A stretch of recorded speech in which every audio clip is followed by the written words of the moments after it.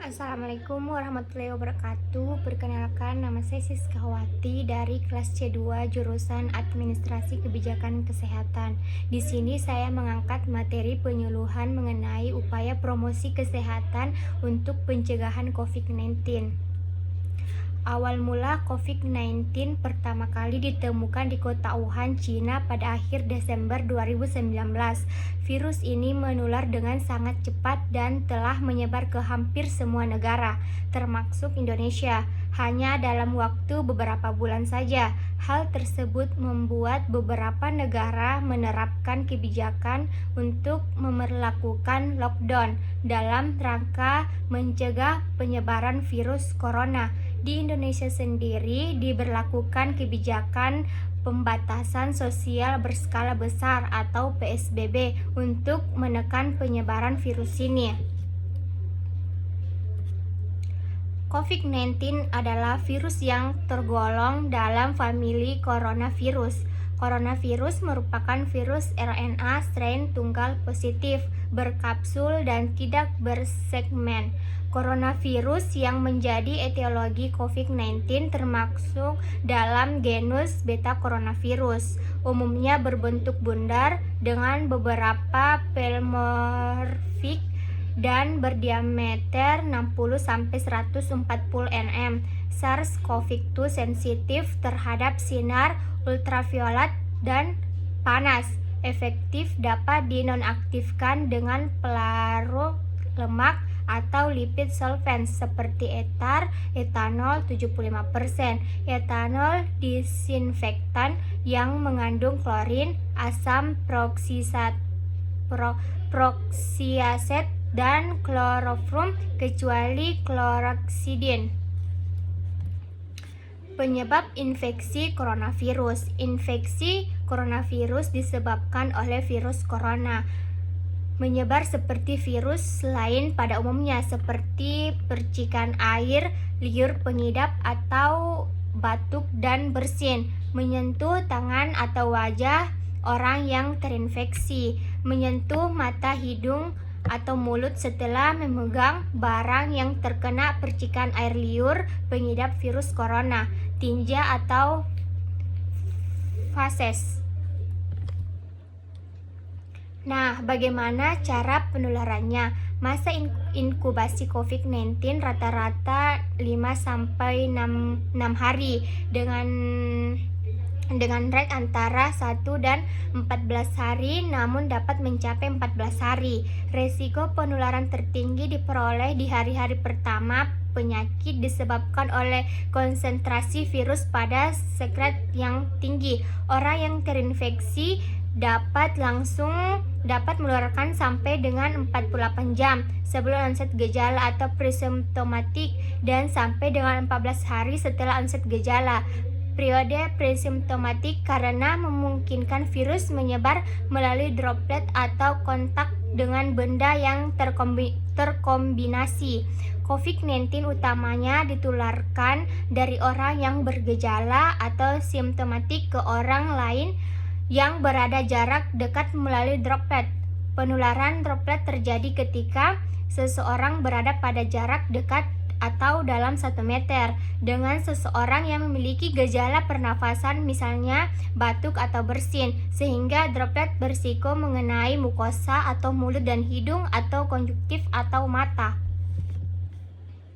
Nah, adapun gejala virus corona yaitu demam, rasa lelah dan batuk kering. Beberapa pasien mungkin mengalami rasa nyeri dan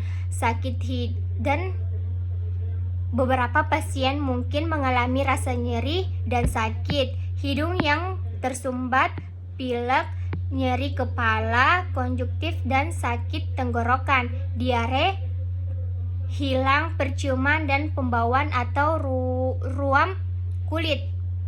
Orang lanjut usia atau lansia dan orang dengan kondisi medis yang sudah ada sebelumnya seperti tekanan darah tinggi, gangguan jantung dan paru, diabetes dan kanker berisiko lebih besar mengalami keparahan.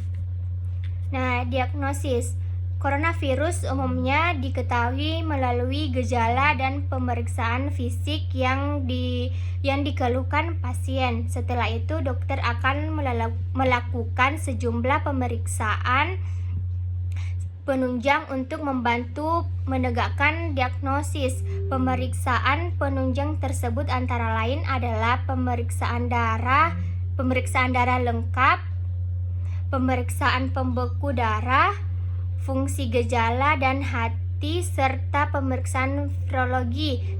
Selain itu, spesimen dari hidung dan faring atau tenggorokan pasien pun akan diambil dengan teknik swab. Demikian pula sediaan dahak dan bila diperlukan cairan bronkus atau saluran pernafasan yang lebih kecil. Melalui pemeriksaan tersebut dapat diketahui apakah penyakit pasien disebabkan oleh virus atau sebab yang lain. Sementara itu, plasma darah pasien pun akan diperiksa untuk menemukan RNA virus corona. Nah, cara menghindari penularan coronavirus yaitu mencuci tangan dengan sabun dan air mengalir serta bila setidaknya 40-60 detik. Cuci dengan dan keringkan dengan handuk bersih atau kertas sekali pakai. Jika tidak ada fasilitas cuci tangan, dapat menggunakan pembersih tangan berbasis alkohol atau hand sanitizer minimal 20-30 detik. Menutup mulut dan hidung ketika bersin atau batuk menggunakan tisu atau sisi dalam lengan atas. Tisu yang digunakan dibuang ke tempat sampah tertutup dan cuci tangan dengan sabun dan air mengalir setelah atau menggunakan hand sanitizer. Gunakan masker kain bila harus keluar rumah, tetapi jaga jarak dan lakukan cuci tangan pakai sabun dengan air mengalir. Ganti masker kain setelah 4 jam dipakai dan cuci hingga bersih setelah dipakai. Ketika memiliki gejala saluran napas, gunakan masker dan berobat ke puskesmas. Nah, melakukan kebersihan tangan rutin terutama sebelum memegang mulut, hidung, dan mata serta setelah memegang benda-benda yang sering disentuh seperti pegang pintu, pagar, meja, papan ketik komputer, dan lain-lain.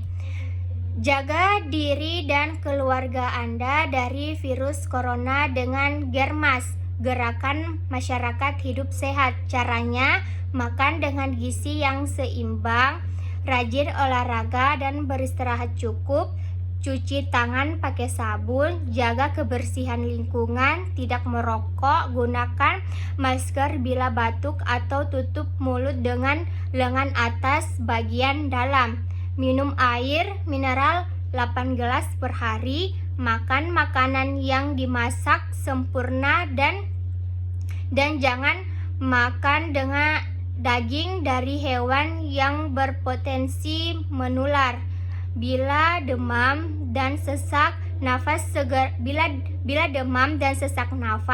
segera ke fasilitas kesehatan. Jangan lupa berdoa. Nah, itulah tadi materi penyuluhan mengenai promosi kesehatan pencegahan COVID-19. Semoga bermanfaat. Wassalamualaikum warahmatullahi wabarakatuh.